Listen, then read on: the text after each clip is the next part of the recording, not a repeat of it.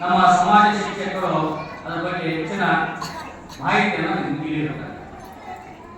ಈಗಾಗಲೇ ನಮ್ಮ ಭಾರತ ದೇಶ ಪ್ರಜಾಪ್ರಭುತ್ವ ವ್ಯವಸ್ಥೆಯನ್ನ ಅನುಸರಣೆ ಮಾಡಿಕೊಂಡಾಗ ನಾವು ಸಂವಿಧಾನಬದ್ಧವಾಗಿ ನಮ್ಮ ದೇಶದ ಆಡಳಿತ ನಡೆಸಬೇಕಾದಾಗ ನಮ್ಮ ಸಂವಿಧಾನದಲ್ಲಿ ಮಕ್ಕಳಿಗೆ ವಿಶೇಷವಾದಂತಹ ಕಾಳಜಿಯನ್ನು ವಹಿಸಿ ಡಾಕ್ಟರ್ ಬಾಬಾ ಸಾಹೇಬ್ ಅಂಬೇಡ್ಕರ್ ಅವರು ಮಕ್ಕಳ ಹಕ್ಕುಗಳಿಗಾಗಿ ಮೂಲಭೂತ ಹಕ್ಕುಗಳಲ್ಲಿ ವಿಶೇಷವಾಗಿ 23-24 ಇರಬಹುದು ಮತ್ತು 2012ರಲ್ಲಿ ಸಂವಿಧಾನ ತಿದ್ದುಪಡಿಯಲ್ಲಿ ಮಕ್ಕಳ ಶಿಕ್ಷಣದ ಮೂಲಭೂತ ಹಕ್ಕು ಮತ್ತು ಶಿಕ್ಷಣವು ಮೂಲಭೂತ ಕರ್ತವ್ಯವಾಗಿ ಸೇರಿಸಿರ್ತಕ್ಕಂಥ ಸಂಗತಿ.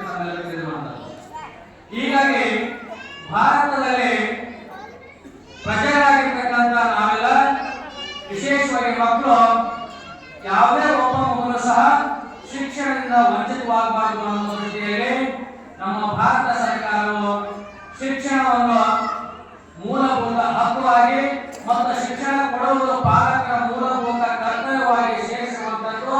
ಹಾಗೆಯೇ ಎಲ್ಲಾ ಮಕ್ಕಳಿಗೂ ವಿಶೇಷವಾಗಿ ಇವತ್ತಿಗೆ 16 ವರ್ಷದವರೆಗೂ ಕಡ್ಡಾಯ ಮತ್ತು ಉಚಿತ ಶಿಕ್ಷಣ ವ್ಯವಸ್ಥೆಯನ್ನು ಜಾರಿ ಮಾಡಿಕೊಂಡ ಪ್ರಯುಕ್ತವಾಗಿ ಎಲ್ಲ ಮಕ್ಕಳು ಶಿಕ್ಷಣವನ್ನು ಪಡೆಯುವುದು ಕಡ್ಡಾಯ.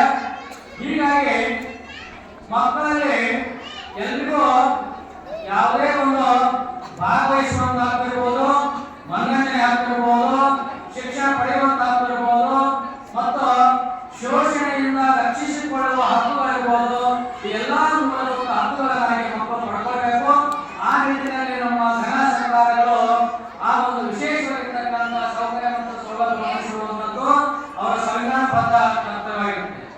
ಆ ನಿಟ್ಟಿನಲ್ಲಿ ನಮ್ಮ ಸ್ಥಳೀಯ ಸರ್ಕಾರಗಳು, ಸ್ಥಳೀಯ ಸಂಸ್ಥೆಗಳು ಮಕ್ಕಳಿಗೆ ವಿಶೇಷವಾದಂತಹ ಕಾರ್ಯಗಳು ಮತ್ತು ಕಾಳಜಿಗಳನ್ನು ತೋರುತ್ತಾ ಮಕ್ಕಳ ಒಂದು ಎಲ್ಲ ರೀತಿಯ ಭೌತಿಕವಾಗಿ, ದೈಹಿಕವಾಗಿ, ಸಾಂಸ್ಕೃತಿಕವಾಗಿ ಅವರ ವಿಕಾಸವಾಗಬೇಕಾಗಿತ್ತು.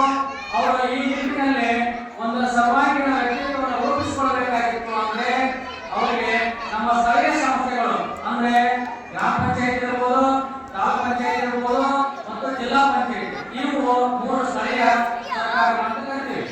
ಈ ಸ್ಥಳೀಯ ಸರ್ಕಾರಗಳು ವಿಶೇಷವಾಗಿ ಮಕ್ಕಳಿಗೆ ಕಾಳಜಿಯನ್ನು ಕೊಡುವ ನಿಟ್ಟಿನಲ್ಲಿ ತಮ್ಮದೇ ಆದಂತಹ ಒಂದು ಕಾರ್ಯಕ್ರಮಗಳನ್ನು ರೂಪಿಸಿಕೊಳ್ಳುವ.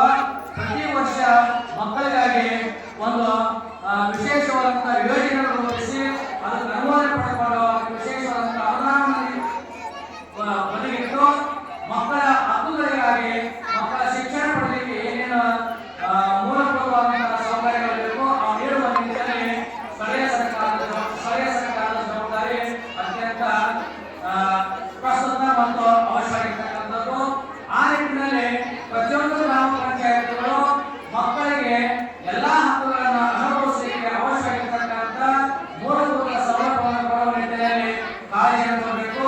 ವಿಶೇಷವಾಗಿ ನಮ್ಮ ಪಟ್ಟಣದ ಶಾಲೆಯ ಸರ್ಕಾರಿ ಪ್ರೌಢಶಾಲೆ ಪಟ್ಟಣದ ಶಾಲೆಯಲ್ಲಿರ್ತಕ್ಕಂಥ ಮಕ್ಕಳಿಗೆ ಅವಶ್ಯವಾಗಿರ್ತಕ್ಕಂಥ ಕೆಲವೊಂದು ಸೌಲಭ್ಯಗಳನ್ನು ಒದಗಿಸುವ ನಮ್ಮ ಈ ಮೂಲಕ ವೇದಿಕೆ ಮೂಲಕ ಗ್ರಾಮ ಪಂಚಾಯಿತಿಯಲ್ಲಿ ಸೇರಿಕೊಂಡಿದ್ದೇನೆ. ನಮ್ಮ ಸರ್ಕಾರಿ ಪ್ರೌಢಶಾಲೆಯಲ್ಲಿ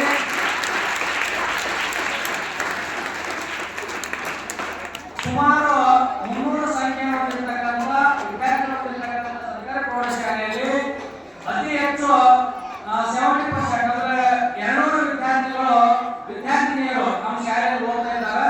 ಹೀಗಾಗಿ ವಿದ್ಯಾರ್ಥಿನಿಯರಿಗೆ ಒಂದಿಷ್ಟು ಅವರ ಒಂದು ಮೂಲಭೂತ ಸೌಲಭ್ಯವಾಗಿರ್ತಕ್ಕಂಥ ಶೌಚಾಲಯದ ಸೌಲಭ್ಯವನ್ನ ಅತ್ಯಂತ ಮುತುವರ್ಜಿಯಿಂದ ಆ ಒಂದು ಶೌಚಾಲಯ ಸೌಲಭ್ಯ ಬಳಸಿಕೊಳ್ಳಬೇಕಂತ ಗ್ರಾಮ ಪಂಚಾಯತಿಯಲ್ಲಿ ನಾನು ಕೇಳ್ಕೊಳ್ತಾ ಇದ್ದೇನೆ. ಕೇವಲ ಶೌಚಾಲಯ ಕಟ್ಟಡಗಳನ್ನು ನಿರ್ಮಾಣ ಮಾಡುವುದು ಅಷ್ಟೇ ಅಲ್ಲ, ಆ ಶೌಚಾಲಯದ ಸ್ವಚ್ಛತೆಗಾಗಿ ನೀರಿನ ಸೌಲಭ್ಯವನ್ನ ಪರ್ಮನೆಂಟ್ ನೀರಿನ ಸೌಲಭ್ಯ, ತಾತ್ಕಾಲಿಕ ಅಲ್ಲ, ಒಂದು ಪರ್ಮನೆಂಟ್ ನೀರಿನ ಸೌಲಭ್ಯವನ್ನ ಒದಗಿಸಿಕೊಡುವಲ್ಲಿ ವಿಶೇಷವಾದಂತಹ ಕಾಳಜಿ ಕೊಡಬೇಕಂತ ಈ ಮೂಲಕ ಕೇಳಿಕೊಳ್ತಾ ಇದ್ದೇನೆ. ಹಾಗೆಯೇ ಬಾಲಕರಿಗೆ ಪ್ರತ್ಯೇಕವಾಗಿ ಬಾಲಕಿಯರಿಗೆ ಮತ್ತು ಪ್ರತ್ಯೇಕವಾಗಿ ಬಾಲಕರಿಗೆ ಶೌಚಾಲಯದ ಕೊರತೆ ನಮ್ಮ ಶಾಲೆಯಲ್ಲಿ ಕಾಣ್ತಾ ಇದೆ. ಅದನ್ನು ಗಮನಿಸಿ ನಮ್ಮ ಗಮನದಲ್ಲಿ ಬಯಸ್ತಾ ಇದ್ದೇನೆ. ಆ ಶೌಚಾಲಯಗಳು ಸುಸಜ್ಜಿತವಾಗಿ ವೈಜ್ಞಾನಿಕ ಒದಗಿಸಿ ಅದಕ್ಕೆ ಶಾಶ್ವತ ನೀರಿನ ಸೌಲಭ್ಯ ಒದಗಿಸಿಕೊಡಬೇಕಂತ ಇವಾಗ ಕೇಳ್ಕೊಳ್ತಾ ಮತ್ತು ಇನ್ನೊಂದು ಎರಡನೇ ಬೇಡಿಕೆ ಏನಪ್ಪ ಅಂತಂದ್ರೆ ನಮ್ಮ ಶಾಲೆಗೆ ಕರೆಂಟ್ ವ್ಯವಸ್ಥೆ ಎಲ್ಲ ಕೋಣೆಗಳಿಗೆ ಕರೆಂಟ್ ವ್ಯವಸ್ಥೆ ಆಗಬೇಕಾಗಿದೆ. ಇವತ್ತಿಂದಲೇ ನಮ್ಮ ಸರ್ಕಾರಿ ಪ್ರೌಢಶಾಲೆ SSLC ಪರೀಕ್ಷಾ ಕೇಂದ್ರ ಹೊಂದಿರುವುದರಿಂದ ಎಲ್ಲಾ ಕೇಂದ್ರಗಳಿಗೆ CC ಕ್ಯಾಮೆರಾ ಕೂಡಿಸುವ ಪ್ರಯುಕ್ತ ಎಲ್ಲ ಕೋಣೆಯ ತರಗತಿಗಳಿಗೆ ಕರೆಂಟಿನ ಸೌಲಭ್ಯ ಒದಗಿಸಿಕೊಂಡು ಮತ್ತು ಬೇಸಿಗೆ ಸಂದರ್ಭದಲ್ಲಿ ಮಾರ್ಚ್ ಮತ್ತು ಏಪ್ರಿಲ್ ಸಂದರ್ಭದಲ್ಲಿ ಬೇಸಿಗೆ ಬೀಳಿಸುವುದರಿಂದ ಈ ಭಾಗದಲ್ಲಿ ಫ್ಯಾನಿನ ಸೌಲಭ್ಯ ಒದಗಿಸಬೇಕೆಂದು ಈ ಮೂಲಕ ಕೇಳಿಕೊಂಡಿದ್ದೇನೆ.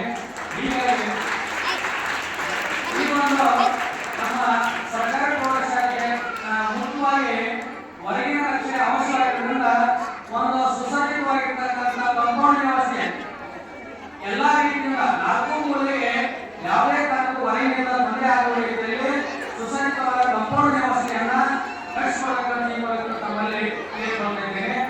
ಹಾಗೆಯೇ ಈ ಒಂದು ಸೌಲಭ್ಯ ಒದಗಿಸುವ ಮೂಲಕ ಮಕ್ಕಳ ವಿಶೇಷ ಹಕ್ಕುಗಳನ್ನ ರಕ್ಷಿಸಬೇಕು. ಅವರ ಶಿಕ್ಷಣಕ್ಕೆ ಯಾವುದೇ ರೀತಿಯ ತೊಂದರೆ ಆಗುವ ರೀತಿಯಲ್ಲಿ ಸೌಲಭ್ಯ ಒದಗಿಸಬೇಕೆಂದು ಈ ಒಂದು ವೇದಿಕೆ